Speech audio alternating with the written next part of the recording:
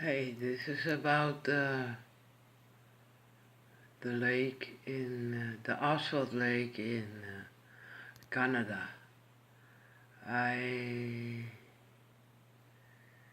tried to locate it. This is an old map, very old map. I had this map at school, so that was in the 80s. I They told me the exact location of the Canada-asphaltlake Lake, but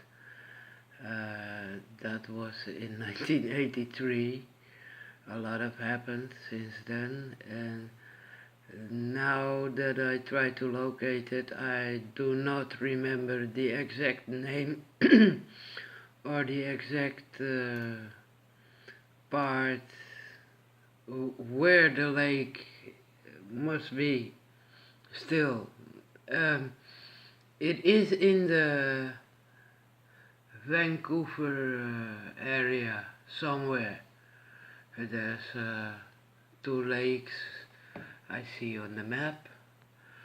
I don't know if there's any other lakes in that part near.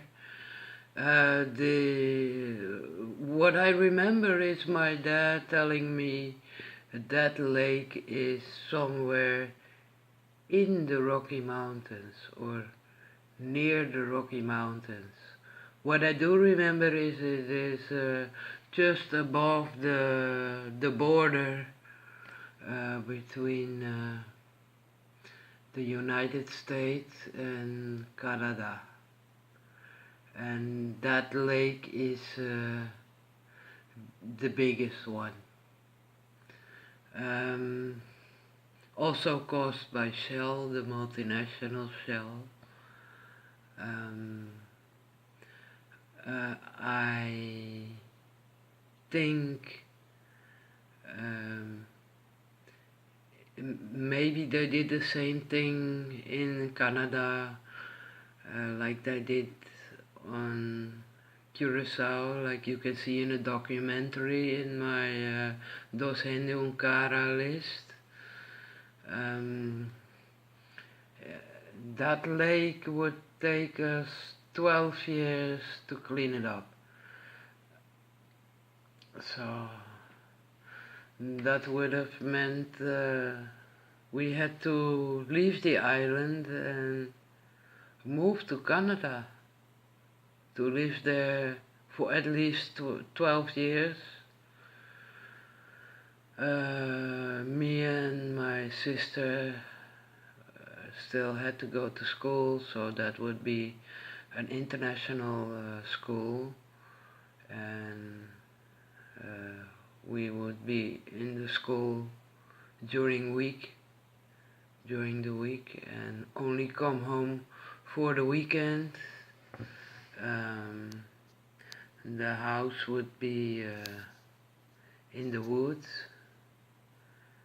and yeah, my dad would not be at home very much, so that scared my mom, because she would be in a country she did not know, with a language she did not speak, and be all alone there. So that was one of the reasons that she did not want to go. I understand why.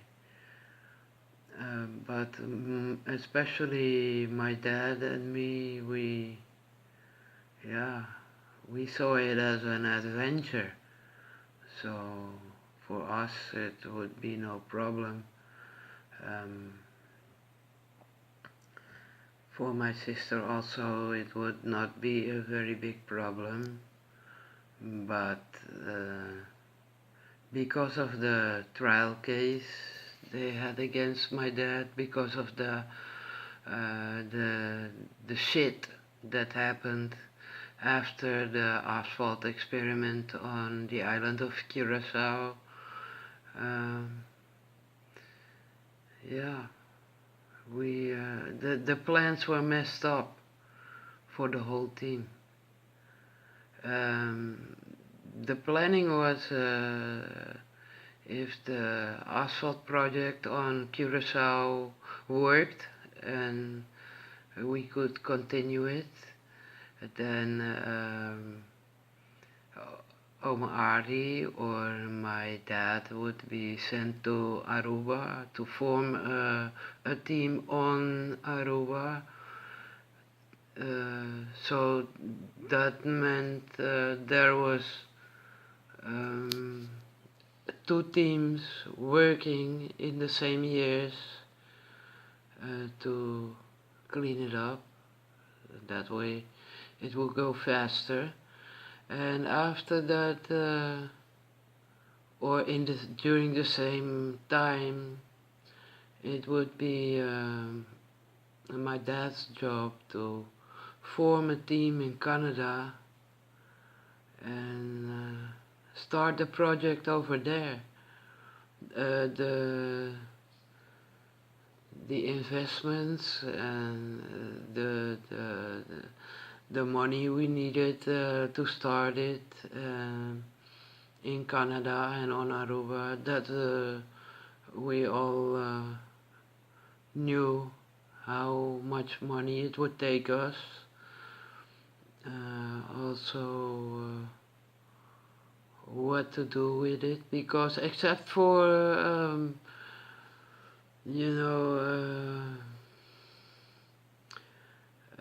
forcing the Shell, for example, to buy the pollution back or ship the asphalt to somewhere else where it would be possible to use it. There is another option, and that is you can produce electricity in a way for a part of the area where it's done. That would be cheaper than shipping it to anywhere else. So there were possibilities, options to consider. Yeah, still, when I look at it now, it's still an adventure to still, find out about this.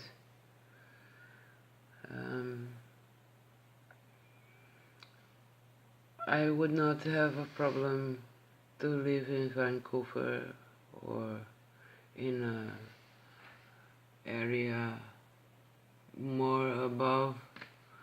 I don't care about the weather, if it's cold or warm or sunny or rainy.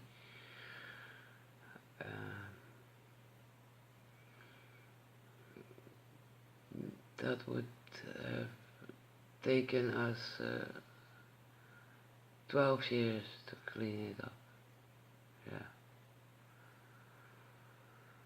Yeah, still nothing happened after 1995. Nothing accomplished. I think it's a beautiful area to live there. Maybe not too much people. If you avoid the big city. Yeah. I figured out that also it is near an Indian reservation, so that's also interesting.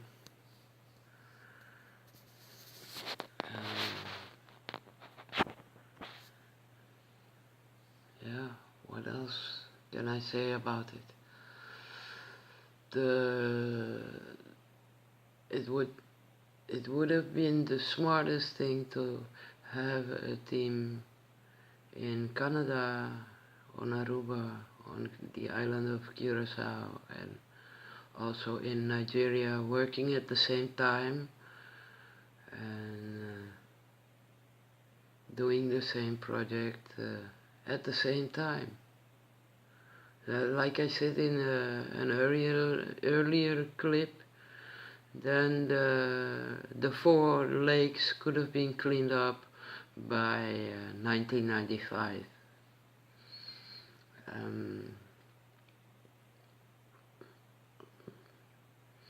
But yeah, if you're being sabotaged and terrorized by a multinational like Shell, and now 35 years after the beginning of the project Nareco, I know like no other how that feels, how that complicates your life in every way, in every possible way.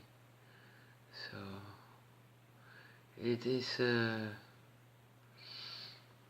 is not nice to, for example, have a family problem or a problem with your neighbors or problems in the romantic area, romantic relations. That is not the easiest thing, but if you have a problem with 1 or 2 multinationals, that's quite a problem. Yeah. Now that I'm an adult, I know I will not win. I will not. It's a dream to think that this will be cleaned up in 50 years. It's not gonna happen. But yeah, it's worth a try. And none of us started in Canada, so, and also the climate is different than on the islands, so a different plant is needed, I think. In there, it's colder, the asphalt needs to be heated to make it liquid and transport it or use it for electricity. So yeah, so yeah, the same like on the island of Curacao, where we know there was bodies in the lake. How many bodies is in the Canada-Lake? And can it be connected to the Native Americans, to the missing and the desaparecidos de Canada? Yeah, how is it connected, if at all? Yeah, because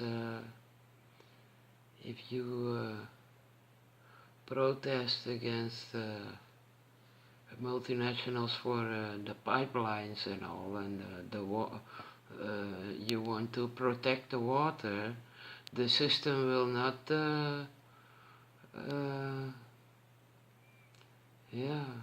be there to say hi with open arms and all, to say it politely. So,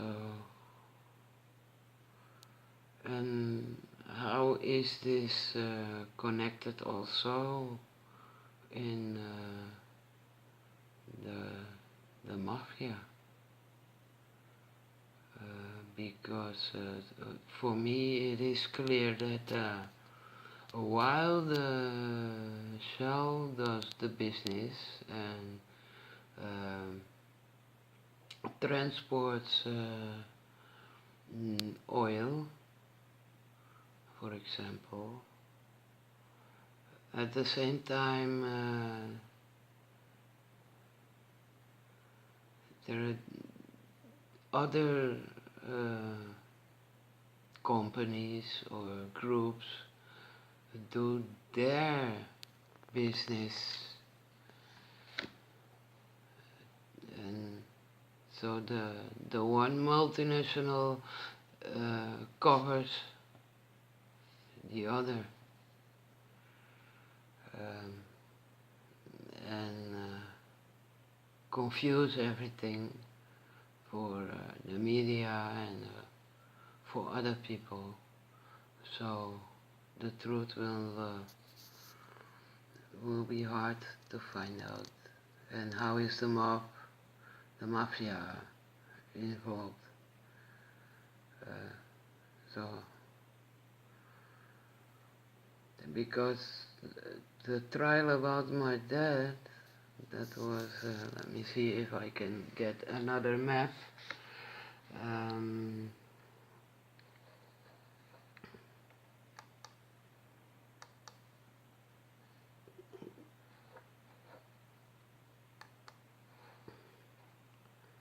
Let's see, this is the other map.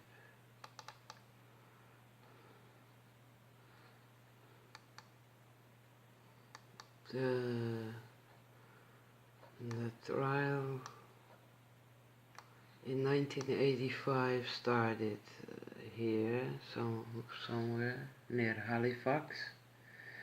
That is also, or maybe, yeah, the Ontario mayor, that was also in the story. But the story I remember was that in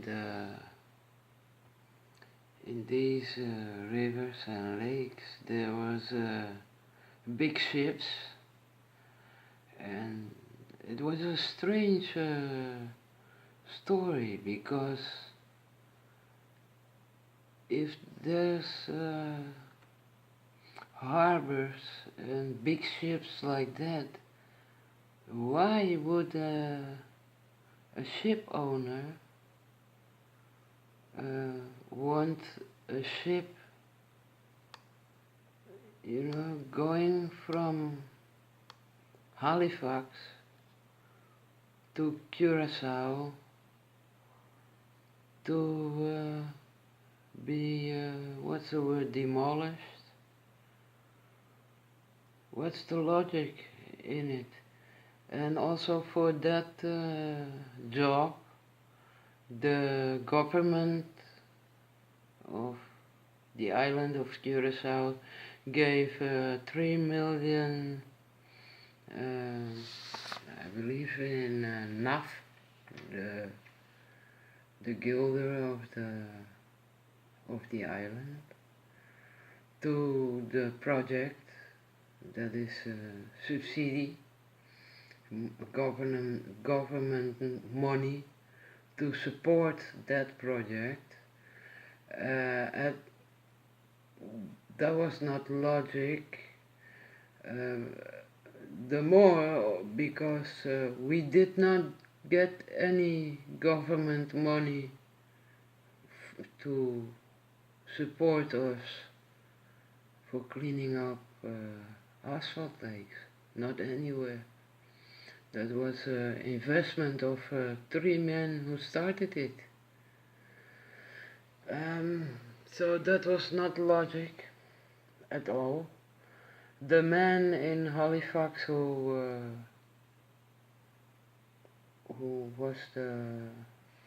gave the assignment,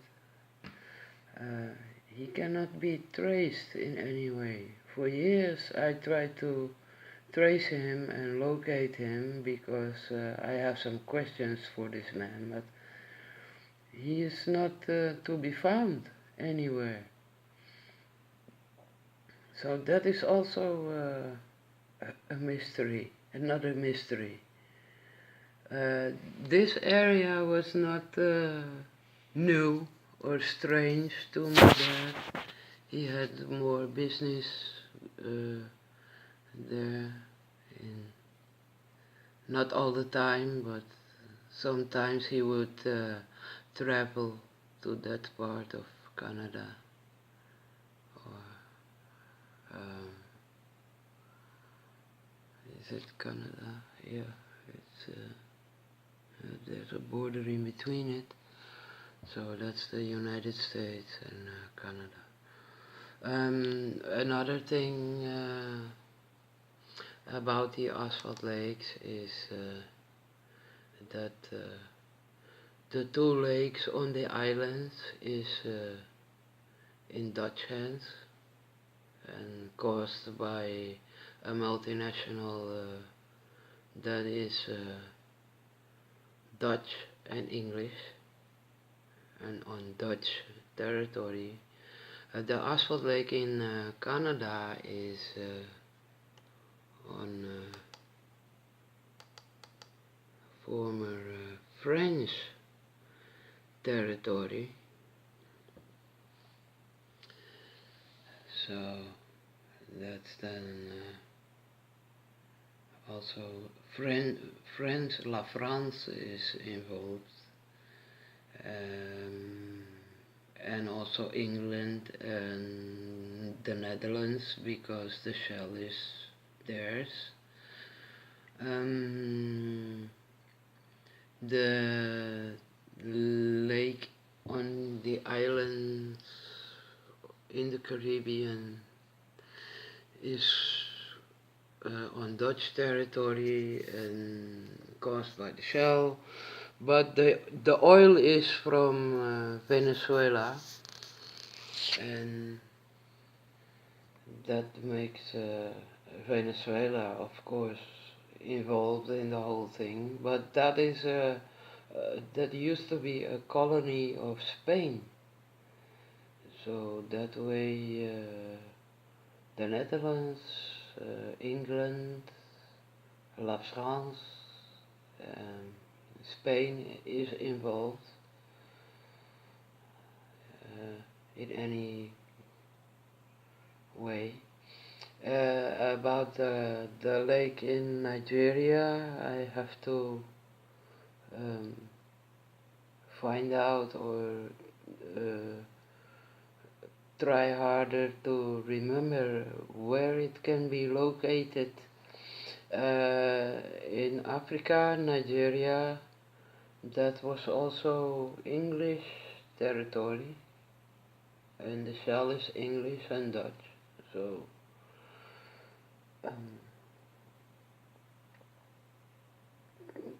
there's also more than one country involved in that.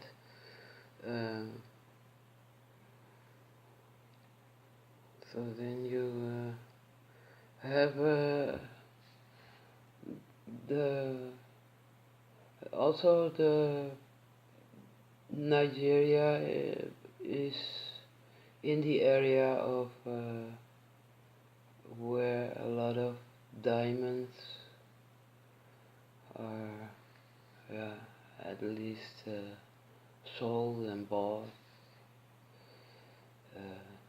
traded, and there is a lot of French territory also. So it's when you make a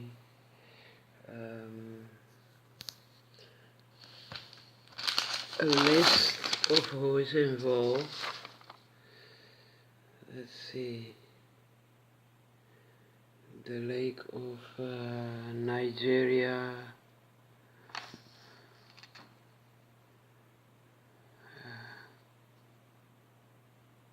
That's in West Africa, Western Africa. Yeah. With the lake in Nigeria would take us also 8 or maybe 10 years to clean it up. The oil was from Shell. Nigeria is near Chad. Also, the primary three colors in the flag of Chad is the same colors as the flag in Venezuela. Venezuela in the horizontal position, the colors of Chad is in the vertical position.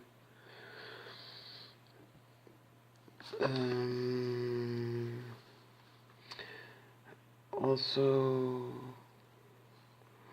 well, I made what I figured out is that Belgium, the Netherlands, the French, Spanish, English, the USA,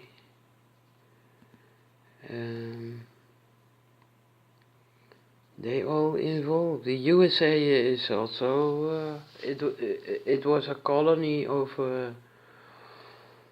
England. Yeah.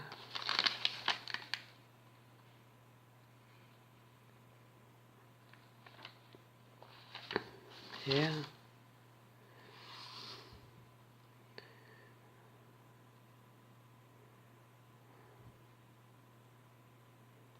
Yeah. The Vancouver, what I found out is there's also, it's near or in Vancouver is the Victoria Lake. So maybe without the information I remember from back in the days, it's possible that part of the Victoria Lake is they did the same way with that lake. It don't have to be that way, but it's possible. Yeah, and it's also called British Columbia over there. So in that way also the English is involved. Yeah. Yeah. PDVSA, that's in the islands area is involved. That is from Venezuela. That is also a member of the OPEC. That's also interesting. So the story, the more you study it, the more interesting it becomes. With only the 4 lakes we knew about back then, it's interesting enough, and I know for 35 years the problem will not be solved. It will not be, it's not going to be easy. Yeah. So, but I'm trying to find out as much information as I can about the lake in Canada, and where it can be located, and what possibilities there are. Also, what my possibility may be to leave the Netherlands and go to Canada. Yeah. That is French territory, so then I'll be still, I will still be a prisoner of the Napoleon inheritage. But yeah, what does it matter? Freedom is what you have in your heart, not the country you live in, I think. Yeah, so That's enough for today.